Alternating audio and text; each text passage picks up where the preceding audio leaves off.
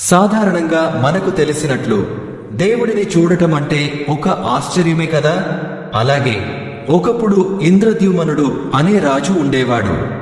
ఆ రాజు చాలా మంచి భక్తుడు. సర్వసాధారణంగా ఉన్నవాడు కాదు. నిత్యం భగవంతుడి ధ్యాసలో ఉండేవాడు.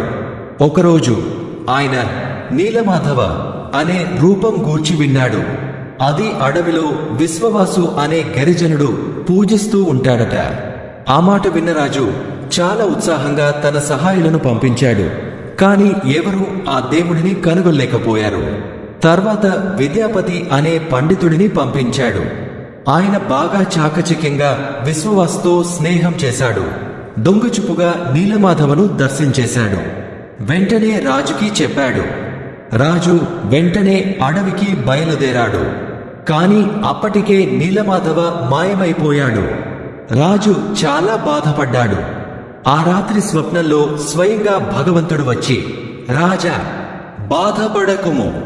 సముద్రంలో ఒక పెద్ద దైవికమైన కలప తేలుతూ వస్తుంది.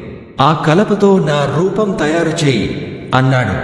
తర్వాత రోజే రాజు సముద్ర తీరానికి వెళ్ళాడు. ఓహో, పెద్ద కలప తేలుతూ వస్తోంది. చాలా ఆనందపడ్డాడు.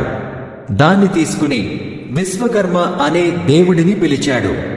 ఇచ్చిపో, నేను మూర్తులను చెక్కుతాను, కాని ఎవరు గదిలోకి రావద్దు అన్నాడు విశ్వకర్మ.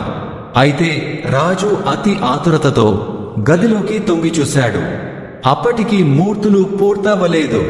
ఆ క్షణమే విశ్వకర్మ అదృశ్యమయ్యాడు. రాజు మొదట చాలా బాధపడ్డాడు.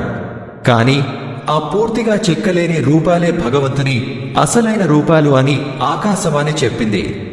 ఆ రూపాలే పెద్ద అన్నయ్య బలభద్రుడు, చెల్లి సుభద్ర మరియు మన అందరి ప్రేమికుడు జగన్నాథుడు.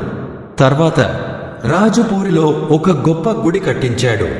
అప్పటి నుండి ప్రతి సంవత్సరం రథయాత్ర జరుగుతుంది. లక్షల మంది భక్తులు రథాలను లాగుతూ దేవుడి దర్శనం చేసుకుంటారు.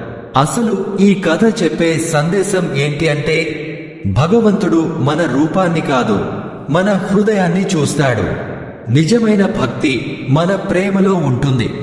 జై జగన్నాథ్ స్వామి.